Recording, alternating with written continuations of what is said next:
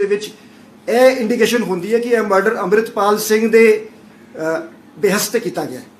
ਸੋ ਇਸ ਕੇਸ ਦੀ ਅੱਗੇ ਇਨਵੈਸਟੀਗੇਸ਼ਨ ਅਸੀਂ ਐਵੀਡੈਂਸ ਦੇ ਬੇਸ ਤੇ ਪ੍ਰੋਫੈਸ਼ਨਲ ਤਰੀਕੇ ਨਾਲ ਕਰਾਂਗੇ ਕਿ ਇੱਕ ਸਾਇੰਟੀਫਿਕ ਤੇ ਪ੍ਰੋਫੈਸ਼ਨਲ ਮੈਨਰ ਦੇ ਵਿੱਚ ਜਿਹੜੀ ਇਨਵੈਸਟੀਗੇਸ਼ਨ ਆਊਗੀ ਉਸ ਨੂੰ ਰਿਕਾਰਡ ਤੇ ਲੈ ਕੇ ਆਵਾਂਗੇ ਤੇ ਲਾਅ ਦੇ ਮੁਤਾਬਿਕ ਜਿਹੜੀ ਕ੍ਰਿਮੀਨਲ ਲਾਇਬਿਲਿਟੀ ਜਿਸ ਕਿਸੇ ਵੀ ਇੰਡੀਵਿਜੂਅਲ ਦੀ ਹੈਗੀ ਉਸ ਨੂੰ ਸਟੈਬਲਿਸ਼ ਕੀਤਾ ਜਾਊਗਾ। ਇਨਵੈਸਟੀਗੇਸ਼ਨ ਦੇ ਦੌਰਾਨ ਇੱਕ ਹੋਰ ਵਾਈਡਰ ਕਨਸਪੀਰੇਸੀ ਦੀ ਇੰਟੈਲੀਜੈਂਸ ਮਿਲੀ ਹੈ ਕਿ ਜਿਸ ਦੇ ਵਿੱਚ ਕੁਝ ਹੋਰ ਲੋਕਾਂ ਨੂੰ ਟਾਰਗੇਟ ਕਰਨ ਦੀ ਇੱਕ ਕਨਸਪੀਰੇਸੀ ਸੀ। ਸੋ ਇਸ ਇਨਫੋਰਮੇਸ਼ਨ ਨੂੰ ਵੈਰੀਫਾਈ ਕੀਤਾ ਜਾ ਰਿਹਾ ਹੈ, ਡਿਵੈਲਪ ਕੀਤਾ ਜਾ ਰਿਹਾ ਹੈਗਾ। FIR ਜਿਹੜੀ ਹੈਗੀ 159 ਨੰਬਰ FIR 2024 ਦੀ ਕੋਟਕਪੂਰੇ ਥਾਣੇ ਦਰਜ ਹੈਗੀ। ਇਨਵੈਸਟੀਗੇਸ਼ਨ ਕੰਟੀਨਿਊਡ ਹੋ ਰਹੀ ਹੈ। ਸੋ ਸਾਨੂੰ ਆਸ ਹੈ ਕਿ ਹੋਰ ਅਰੈਸਟਾਂ ਹੋਣਗੀ, ਹੋਰ ਬ੍ਰੇਕ ਥਰੂ ਹੋਊਗਾ, ਹੋਰ ਬ੍ਰੇਕ ਥਰੂ ਹੋਊਗਾ।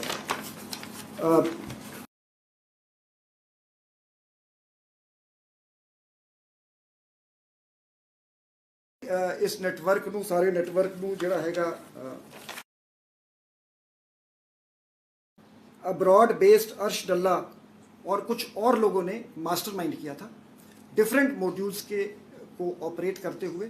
तो अर्श डल्ला इन टच था मॉड्यूल के हैंडलर्स से सेपरेटली, उन्हें एक दूसरे के साथ कांटेक्ट में नहीं रखा गया, जिसे कटआउट्स कहा जाता है, कटआउट्स का इस्तेमाल किया गया। और इस केस में अभी तक 3 गिरफ्तारियां हुई हैं। बिलाल अहमद उर्फ फौजी गुर अमर रेकी के लिए यूज़ किया गया था और इस मॉड्यूल का हैंडलर करमवीर सिंह एलियास गोरा जो कनाडा बेस्ड है वो हैंडल कर रहा था और वो क्रूशियल इंफॉर्मेशन दूसरे मॉड्यूल्स को कटआउट्स के थ्रू पास ऑन कर रहा था। जो शूटर्स हैं, जो शूटर मॉड्यूल हैं, इनकी पूरी तरह शिनाख्त हो चुकी है और इनके पीछे पुलिस की टीमें लगी हुई हैं। तो हमें आशा है कि जल्दी ही हम इन्हें गिरफ्तार कर लेंगे। इन्वेस्टिगेशंस के दौरान ये एविडेंस रिकॉर्ड पे आया है जिससे वारिस पंजाब दे के अमृतपाल सिंह का लिंक पाया गया है। कुछ जो बयान इन्वेस्टिगेशन में रिकॉर्ड किए गए हैं उनसे ये सामने आया कि ये मर्डर अमृतपाल सिंह के बिहस्त पे किया गया है। पुलिस इन केस को अवेलेबल एविडेंस को प्रोफेशनल तरीके से एनालाइज करके रिकॉर्ड पे ले आके प्रोफेशनल इन्वेस्टिगेशन करेगी। सभी थ्योरीज ऑफ क्राइम और सभी एंगल्स पे वर्कआउट किया जाएगा और इस केस में जो भी लोग इन्वॉल्व हैं उनकी क्रिमिनल लाइबिलिटी, उनके खिलाफ जो एविडेंस रिकॉर्ड पे आता है उसके मुताबिक डिटरमाइन करी जाएगी। एक वाइडर कॉन्स्पिरेसी जिसमें कि और लोगों को टारगेट करने की इनपुट्स हैं भी सामने आई है और इसे बहुत सीरियसली लिया जा रहा है। सीरियसली लेके इसकी डीप इन्वेस्टिगेशन करके इसको फर्दर डेवलप किया जा रहा है। FIR नंबर 159 2024 की पुलिस स्टेशन कोटकपूरा में दर्ज है अंडर सेक्शन 103 BNS और इसकी इन्वेस्टिगेशन जारी है प्रोफेशनल तरीके से। इसमें जल्दी ही और गिरफ्तारियां होने की आशा है और पंजाब पुलिस एक प्रोफेशनल तरीके से इन्वेस्टिगेशन करके इस केस की इन्वेस्टिगेशन को मुकम्मल करेगी। अमृतपाल ਦਾ ਨਾਮ ਲਿੱਤਾ ਕਿ ਅਮਰਿਤਪਾਲ ਨੇ ਇਹ ਪੂਰੀ ਕਨਸਪੀਰੇਸੀ ਡਿਊਰਿੰਗ ਜਿਹੜਾ ਜੇਲ੍ਹ ਦੇ ਵਿੱਚੋਂ ਡਿਬਰੂਗੜ੍ਹ ਜੇਲ੍ਹ ਦੇ ਵਿੱਚ ਗਏ ਉਸ ਸਮੇਂ ਦੀ ਹੈ ਕਿ ਉਸ ਤੋਂ ਪਹਿਲਾਂ ਦੀ ਕਨਸਪੀਰੇਸੀ ਰਚੀ ਗਈ ਸੀ। ਜੇਕਰ ਅਮਰਿਤਪਾਲ ਦਾ ਲਿੰਕ ਵਿੱਚ ਸਾਹਮਣੇ ਅਸੀਂ ਸਾਰਾ ਕੁਝ ਹੀ ਦੱਸਾਂਗੇ। ਹਜੇ ਐਜ਼ ਆਈ ਸੈਡ ਕਿ ਅਸੀਂ ਇਹਨੂੰ ਬੜੇ ਹੀ ਪ੍ਰੋਫੈਸ਼ਨਲ ਤਰੀਕੇ ਨਾਲ ਮੈਟੀਕੂਲਸ ਤਰੀਕੇ ਨਾਲ ਕਰਾਂਗੇ। ਜਿਹੜੀ ਲੀਡ ਸਾਡੇ ਕੋਲ ਆਊਗੀ ਉਸ ਨੂੰ ਅੱਗੇ ਡਿਵੈਲਪ ਕਰਾਂਗੇ। ਲੇਕਿਨ ਸਰ ਕਿਆ ਰੰਜਿਸ਼ ਸੀ ਅੰਮ੍ਰਿਤਪਾਲ ਦੇ ਨਾਲ ਇਸ ਦੀ ਕਿ ਥੋੜਾ ਜਿਹਾ ਇਸ ਨੂੰ ਐਕਸਪਲੇਨ ਕਰੀਏ। ਹਾਂ, ਇਹ ਬੇਸਿਕਲੀ ਦੇਖੋ ਜੀ, ਗੁਰਪ੍ਰੀਤ ਸਿੰਘ ਜਿਹੜਾ ਸੀਗਾ ਇਹਨਾਂ ਦਾ ਫਾਊਂਡਰ ਮੈਂਬਰ ਸੀ ਵਾਰਿਸ ਪੰਜਾਬ ਦੇ ਦਾ। ਜਿਹੜੀ ਜਦੋਂ ਦੀਪ ਸਿੱਧੂ ਨੇ ਇਹ ਜਥੇਬੰਦੀ ਬਣਾਈ ਸੀਗੀ ਤਾਂ ਇਨੀਸ਼ੀਅਲ ਜਿਹੜੇ 9 ਮੈਂਬਰ ਸੀਗੇ ਉਸ ਦੇ ਵਿੱਚ ਗੁਰਪ੍ਰੀਤ ਸਿੰਘ ਇੱਕ ਸੀਗਾ। ਸਗੋਂ ਦਸੰਬਰ 2021 ਦੇ ਵਿੱਚ ਇਸ ਨੂੰ ਖਜ਼ਾਨਚੀ ਅਪਾਇੰਟ ਕੀਤਾ ਗਿਆ ਜਥੇਬੰਦੀ ਦਾ। ਦੀਪ ਸਿੱਧੂ ਦੀ ਡੈਥ ਤੋਂ ਬਾਅਦ ਜਦੋਂ ਅੰਮ੍ਰਿਤਪਾਲ ਸਿੰਘ ਨੂੰ ਵਾਰਿਸ ਪੰਜਾਬ ਦੇ ਦਾ ਮੁਖੀ ਬਣਾਇਆ ਗਿਆ ਸੀਗਾ, ਸੋ ਇਹ ਉਸ ਦਾ ਇੱਕ ਬਹੁਤ ਹੀ ਅਹਿਮ ਮੈਂਬਰ ਸੀਗਾ। ਉਸ ਤੋਂ ਬਾਅਦ ਇਹਨਾਂ ਦੇ ਡਿਫਰੈਂਸਸ ਆਪਸ ਵਿੱਚ ਹੋ ਗਏ। ਇਸ ਨੇ ਸੋਸ਼ਲ ਮੀਡੀਆ ਤੇ ਪੋਸਟ ਪਾਈਆਂ ਜਿਸ ਦੇ ਵਿੱਚ ਅੰਮ੍ਰਿਤਪਾਲ ਸਿੰਘ ਨੂੰ ਕ੍ਰਿਟਿਸਾਈਜ਼ ਕੀਤਾ ਗਿਆ। ਸੋ ਇਸ ਨੂੰ ਥ੍ਰੈਟਸ ਵੀ ਮਿਲੀਆਂ ਸੀ।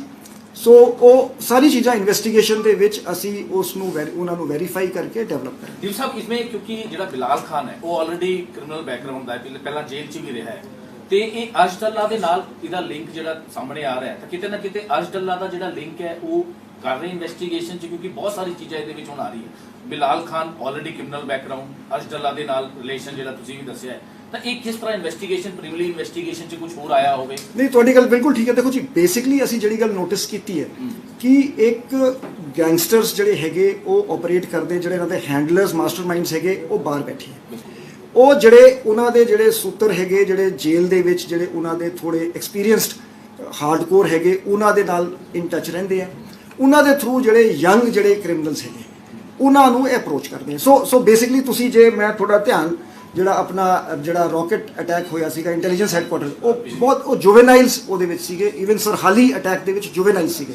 ਸੋ ਇੱਕ ਮੋਡਸ ਆਪਰੈਂਡੀ ਹੋ ਗਈ ਹੈ ਕਿ ਨਵੇਂ ਰਿਕਰੂਟ ਜਿਹੜੇ ਹੈਗੇ ਜਿਨ੍ਹਾਂ ਦਾ ਕੁਛ ਤਾਂ ਕ੍ਰਿਮੀਨਲ ਬੈਕਗ੍ਰਾਉਂਡ ਹੈਗਾ ਜਾਂ ਕੁਛ ਦਾ ਬਹੁਤ ਮਾਈਨਰ, ਅਸੀਂ ਇਹ ਵੀ ਜਿਹੜੀ ਇਨਵੈਸਟੀਗੇਸ਼ਨ ਜਿਵੇਂ ਜਿਹੜੀ ਇਹਦੀ ਹੋਈ ਸੀ ਵਿਕਾਸ ਬੱਗਾ ਦੀ, ਉਸ ਦੇ ਵਿੱਚ ਵੀ ਗੱਲ ਆਈ ਸੀ ਕਿ ਜਿਵੇਂ ਕੁਝ ਮਾਈਨਰ ਕ੍ਰਾਈਮਸ ਦੇ ਵਿੱਚ ਅੰਦਰ ਸੀਗੇ ਤੇ ਉਹਨਾਂ ਨੂੰ ਟੈਲੈਂਟ ਸਪੌਟ ਕਰਕੇ ਪਿਕਅਪ ਕਰ ਲਿਆ ਜਾਂਦਾ ਹੈ ਤੇ ਅੱਗੇ ਫਿਰ ਫਰਦਰ ਕ੍ਰਾਈਮ ਦੇ ਵਿੱਚ ਯੂਟਿਲਾਈਜ਼ ਕੀਤਾ ਜਾਂਦਾ ਹੈ। ਬੜੀ ਚਿੰਤਾ ਦੀ ਗੱਲ ਹੈ ਕਿ ਜੁਵਨਾਈਲ ਜਿਹੜੇ ਇਸ ਤਰ੍ਹਾਂ ਦੇ ਕ੍ਰਾਈਮ ਦੇ ਵਿੱਚ ਇਨਵੋਲਵ ਕੀਤੇ ਜਾ ਰਹੇ ਨੇ, ਕਿਉਂਕਿ ਪਿਛਲੇ ਜਿਹੜੇ ਵੀ ਕੇਸਿਸ ਦੇਖ ਲਓ ਮੋਸਟਲੀ ਜੁਵਨਾਈਲ, ਚਾਹੇ ਉਹ ਚੰਡੀਗੜ੍ਹ ਦੇ ਕੇਸਿਸ ਹੋਣ, ਚਾਹੇ ਉਹ ਪੰਜਾਬ ਦੇ ਕਈ ਇਸ ਤਰ੍ਹਾਂ ਵਿੱਚ ਕੇਸਿਸ ਹੋਣ ਕਿ ਜਿਹੜੇ ਵਿਦੇਸ਼ 'ਚ ਬੈਠੇ ਨੇ ਗੈਂਗਸਟਰ, ਉਹ ਜ਼ਿਆਦਾਤਰ ਅੱਜ ਕੱਲ੍ਹ ਜੁਵਨਾਈਲ ਨੂੰ ਜਿਹੜਾ ਹੈਗਾ ਇਨਵੋਲਵ ਕਰ ਰਹੇ ਤਾਂ ਕਿਤੇ ਨਾ ਕਿਤੇ ਪੁਲਿਸ ਵਾਸਤੇ ਵੀ ਬਹੁਤ ਵੱਡਾ ਚੈਲੰਜ ਹੈ, ਕਿਉਂਕਿ ਸਾਡਾ ਲਾਅ ਇਸ ਤਰ੍ਹਾਂ ਦਾ ਹੈਗਾ। ਜਾਂ ਫਿਰ ਉਹਨਾਂ ਨੂੰ ਹੁਣ ਪਤਾ ਲੱਗ ਚੁੱਕਿਆ ਹੈ ਕਿ ਜੁਵਨਾਈਲ ਨੂੰ ਤੁਸੀਂ ਅੱਗੇ ਕਰੋ, ਉਹਨਾਂ ਨੂੰ ਲਾਲਚ ਦਵੋ ਪੈਸੇ ਦਾ ਜਾਂ ਹੋਰ ਵੀ ਵਿਦੇਸ਼ ਆਉਣ ਦਾ, ਇਸ ਤਰ੍ਹਾਂ ਦੀ ਚੀਜ਼ਾਂ ਨੂੰ ਲੈ ਕੇ ਪੁਲਿਸ ਕਿਸ ਤਰ੍ਹਾਂ? ਨਹੀਂ, ਤੁਹਾਡੀ ਗੱਲ ਠੀਕ ਹੈ ਜੀ। ਤੇ ਅਸੀਂ ਇਸ ਚੈਲੰਜ ਨੂੰ ਮੀਟ ਕਰਨ ਲਈ ਮਲਟੀਫੇਸ ਟੈਕਨੀਕਸ ਅਸੀਂ ਅਡਾਪਟ ਕੀਤੀਆਂ। ਸਾਡੀ ਅਮਰਤਪਾਲ ਨੂੰ ਉੱਥੋਂ ਪੁੱਛਤਾਛ ਲਈ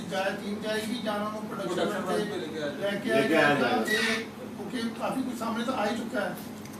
ਹਾਂਜੀ, ਇਨਵੈਸਟੀਗੇਸ਼ਨ ਦੇ ਵਿੱਚ ਦੇਖੋ ਜੋ ਵੀ ਇਨਵੈਸਟੀਗੇਸ਼ਨ ਦੀ ਰਿਕੁਆਇਰਮੈਂਟ ਹੋਗੀ ਅਸੀਂ ਇਸ ਦੇ ਵਿੱਚ ਫੇਅਰ ਇਨਵੈਸਟੀਗੇਸ਼ਨ ਕਰਾਂਗੇ, but at the same time ਜਿਹੜਾ ਐਵੀਡੈਂਸ ਹੈਗਾ ਐਵੀਡੈਂਸ ਬੇਸਡ ਹੀ ਇਨਵੈਸਟੀਗੇਸ਼ਨ ਕਰਾਂਗੇ। ਮਤਲਬ ਜੇ ਕਿਸੇ ਵੀ ਸ਼ਖਸ ਦੀ ਇਨਵੋਲਵਮੈਂਟ ਹੈਗੀ ਤੇ ਐਸ ਪਰ ਲਾਅ ਉਸ ਦੇ ਖਿਲਾਫ ਇਸ ਡੀਜੀ ਸਾਹਿਬ ਜਿਹੜੀ ਐਫਆਈਆਰ ਹੈ 2 ਮਿੰਟ ਹੁੰਦਾ ਜੀ ਕੋਈ ਇਨਡਾਇਰੈਕਟ ਇਨਵੋਲਵਮੈਂਟ ਸੀ ਕਿਸੇ ਦੇ ਕਿਸ ਤਰ੍ਹਾਂ ਸੇ ਐਫਆਈਆਰ ਅਨਨੋਨ ਪਰਸਨ ਦੇ ਖਿਲਾਫ ਹੈ, ਕੀ ਐਫਆਈਆਰ ਦੇ ਵਿੱਚ ਅਮਰਤਪਾਲ ਦਾ ਨਾਮ ਸ਼ਾਮਿਲ ਕੀਤਾ ਜਾ ਰਿਹਾ ਹੈ? ਦੇਖੋ ਇੰਜ ਹੁੰਦਾ ਜੀ, FIR is always the first stage. ਬਿਲਕੁਲ ਐਫਆਈਆਰ ਦੇ ਵਿੱਚ ਸਾਡੇ ਬਹੁਤ ਸਾਰੇ ਕੇਸਾਂ 'ਚ, ਮਤਲਬ ਜੇ ਮੈਂ ਹੁਣ ਸਰਹਾਲੀ ਬਲਾਸਟ ਦੀ ਅਟੈਕ ਦੀ ਗੱਲ ਕੀਤੀ ਜਾਂ ਈਵਨ ਸਿੱਧੂ ਮੂਸੇਵਾਲਾ ਦੇ ਅਟੈਕ ਦੀ ਗੱਲ ਕੀਤੀ, ਕਿਉਂਕਿ ਜਦੋਂ ਐਫਆਈਆਰ ਦਰਜ ਹੁੰਦੀ ਹੈ it sets the criminal law into motion.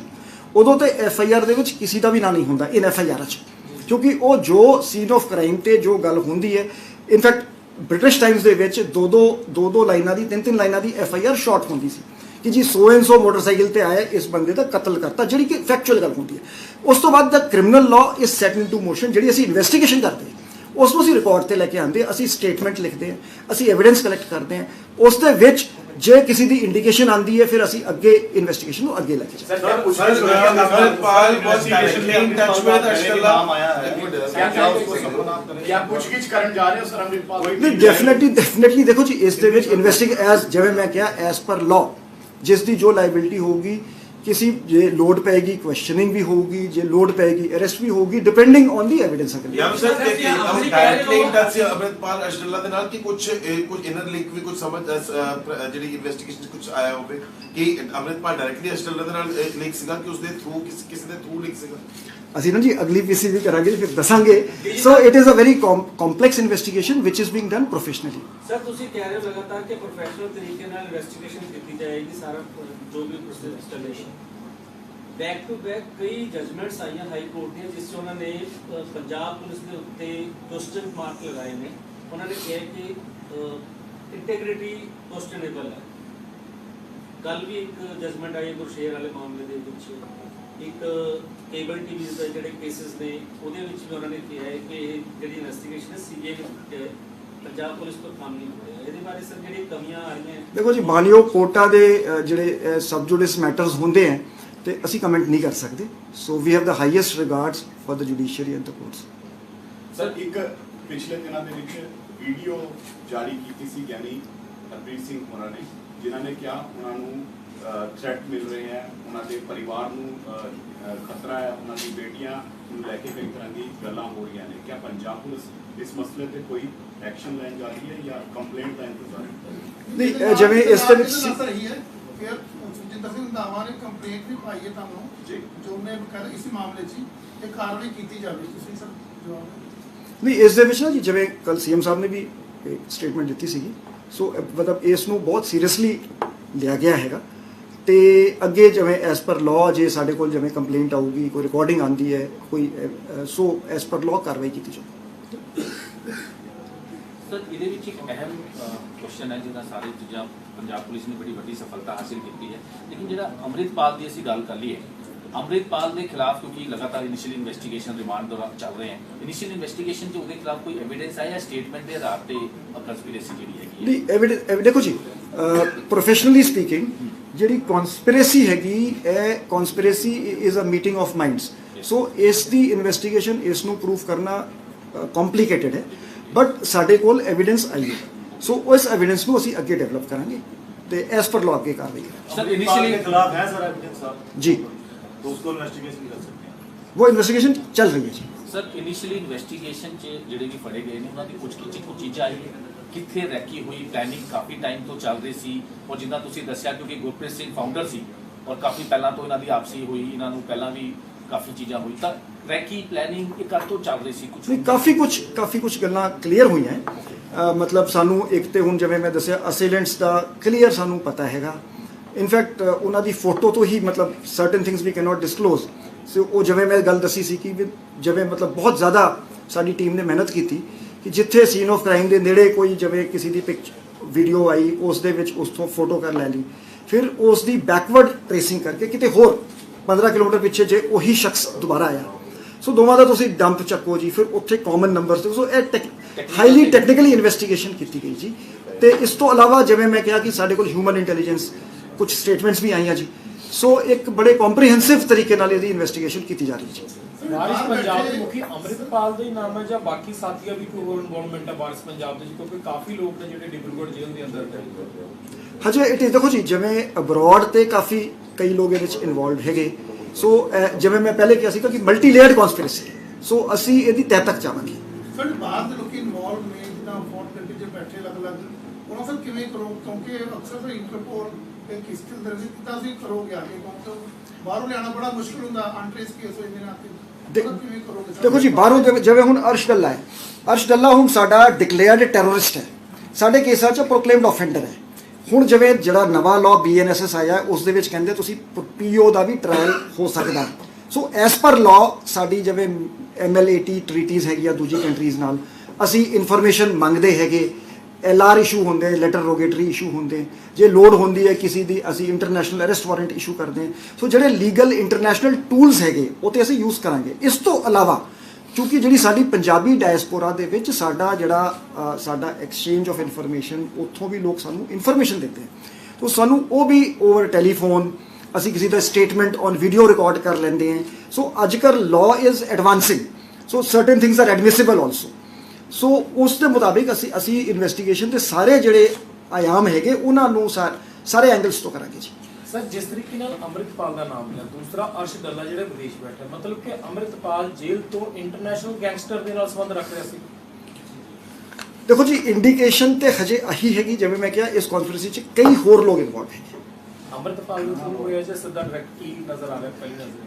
ਉਹ ਐਜ਼ ਆਈ ਸੈਡ ਕਿ ਅਸੀਂ ਪੂਰੇ ਡਿਟੇਲ ਵਿਸਤਾਰਪੂਰਵਕ ਦੱਸਾਂਗੇ, ਕਿਉਂਕਿ ਇਹ ਤੇ ਜੇ ਹਜੇ ਹੁਣੇ ਇਨਵੈਸਟੀਗੇਸ਼ਨ ਸ਼ੁਰੂ ਹੋਈ ਹੈ ਜੀ। ਸਰ ਇਸ ਤੋਂ ਇਲਾਵਾ ਫੈਸਟੀਵਲ ਸੀਜ਼ਨ ਨੂੰ ਲੈ ਕੇ ਤਿਆਰੀਆਂ ਕੀਤੀ ਜਾ ਰਹੀ, ਲੇਕਿਨ ਅੱਜ ਇੱਕ ਵੱਡੀ ਸਫਲਤਾ ਵੀ ਹਾਸਿਲ ਕੀਤੀ ਹੈ। ਜਿਹੜਾ RDX ਰਿਕਵਰ ਕੀਤਾ ਗਿਆ ਉਹਦੇ 'ਚ ਇੱਕ ਲੈਟਰ ਵੀ ਜਿਹੜਾ ਹੈਗਾ ਉਹ ਕੀਤਾ ਗਿਆ BSF ਤੇ